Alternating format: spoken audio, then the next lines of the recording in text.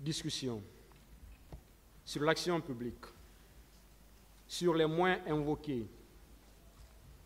Le ministère public sollicite la requalification des faits de meurtre, assassinat, torture, enlèvement, séquestration, pillage de marchandises, de biens mobiliers et d'incendies volontaires de magasins, conteneurs et de leur contenu, vol à main armée, entrave aux mesures d'assistance et de l'omission de porter secours, détention illicite de matériel de guerre de première catégorie, viol et complicité prévus et punis par les articles 19, 20, 206, 208, 303, 304, 305, 306, 11, 12, 13, 332, 233, 234, point 1, point 5, point 6, 239, 240, 241, 242, 268, 269, 514, 515, 510, 373, 381, 382, 297, 298, 848, point 3 et 849 du Code pénal, en ce de crimes contre l'humanité et autres formes de responsabilité pénale prévues et punies par les articles 114, 195, 194, 195, 196, 197, 198, 199 du Code pénal, correspondant aux articles 7, 25, 27, 28, 29 et 30 du Statut de Rome instituant la Cour pénale internationale. Au soutien de cette réquisition, il explique qu'il résulte des déclarations des accusés, des parties civiles et témoins, ainsi que des pièces du dossier, que les éléments constitutifs de crimes contre l'humanité et autres formes de responsabilité pénale sont établis à l'encontre des accusés qui ont agi dans le cadre d'une entreprise criminelle conçue, organisée et exécutée contre des victimes civiles. Il précise que toute demande de requalification est recevable à la condition que la nouvelle qualification sollicitée corresponde au mieux aux faits poursuivis et que l'agent pénal ait été mis en état de se prononcer sur celle-ci. Cette double condition étant satisfaite, il sollicite de faire droit à sa réquisition de requalification. Faisant sienne cette demande du ministère public, la partie civile sollicite cette requalification au motif que le statut de Rome, qui prévoit et punit les crimes contre l'humanité et les autres formes de responsabilité pénale, est antérieur aux faits poursuivis. Elle ajoute que les déclarations des accusés, des victimes et des témoins,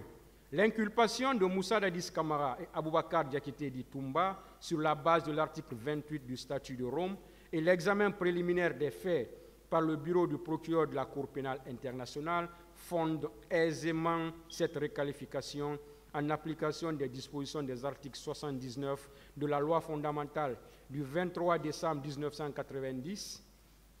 7, 25, 27, 28, 29, 30, 77 et 110 du statut de Rome du 17 juin 1998 ou 194, 195, 196, 197, 198, 199 du Code pénal du 26 octobre 1916 et 9 alinéa 6 du Code civil. Les accusés, par l'organe de leur conseil, sollicitent le rejet de la réquisition aux fins de requalification des faits initialement poursuivis en ceux de crimes contre l'humanité et autres formes de responsabilité pénale au motif que l'ordonnance numéro 007 du 17 décembre 2007 qui saisit le tribunal de ce siège, ayant fait l'objet de tous les recours, est revêtue de l'autorité de la chose jugée. Ils ajoutent que les dispositions du statut de Rome et celles du Code pénal de 2016 ne peuvent pas fonder cette requalification des faits commis en 2009 à raison du principe de la non-rétroactivité de la loi pénale, corollaire du principe de la légalité criminelle. Ils contestent les déclarations des victimes et des témoins, ainsi que les pièces qui fondent également la demande du ministère public. C'est pour toutes ces raisons qu'ils sollicitent de déclarer la demande de requalification irrecevable sur la base des articles 1, 5, 6, 7, 8, 14, 25 du Code pénal, préliminaire alinéa 4, 2, 205, 406, 407, 408, 497 alinéa 2, 500 du Code de procédure pénale, 12 de la Charte de la transition et 6 de la Charte africaine des droits de l'homme et des peuples. Sur le moins tiré de la chose jugée, l'article 2 du Code de procédure pénale dispose: l'action publique pour l'application de la peine s'éteint par la mort du prévenu, la prescription, l'amnistie, l'abrogation de la loi pénale et la chose jugée. Toutefois, si des poursuites ayant entraîné condamnation ont révélé la fausseté du jugement ou de l'arrêt qui a déclaré l'action publique éteinte, l'action publique pourra être reprise. La prescription doit alors être considérée comme suspendue depuis le jour où le jugement ou l'arrêt était devenu définitif jusqu'à celui de la condamnation du coupable de faux ou usage de faux. Elle peut, en outre, s'éteindre par transaction lorsque la loi en dispose expressément. Il en est de même en cas de retrait de la plainte lorsque celle-ci est une condition nécessaire de la poursuite. À l'analyse de cette disposition, il ressort que la chose jugée invoquée est relative à l'action publique, donc aux faits. En l'espèce, le tribunal criminel étant saisi des faits et des personnes, les qualifications retenues par l'ordonnance de renvoi ne sont qu'à titre indicatif et ne peuvent s'imposer à la juridiction de jugement.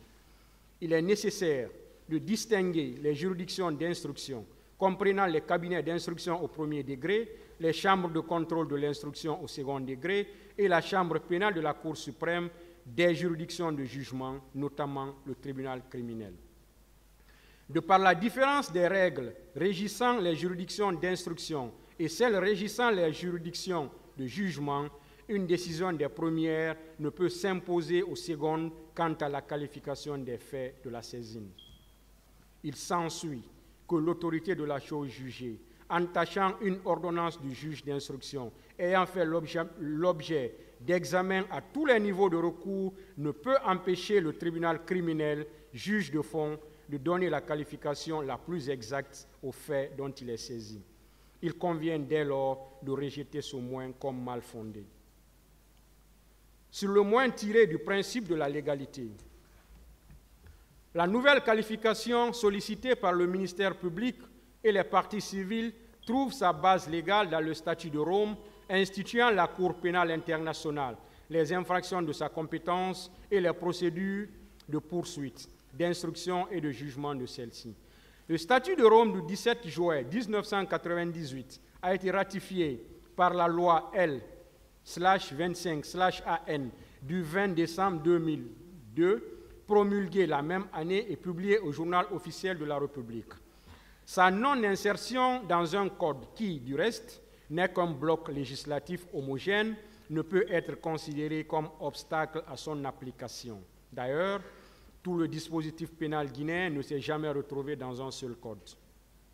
Conformément à l'article 1er du Code civil, les lois sont exécutoires à la suite de leur promulgation et de leur publication au Journal officiel. Conformément à l'article 79 de la loi fondamentale du 23 décembre 1990, les traités régulièrement ratifiés ont une autorité supérieure à celle des lois.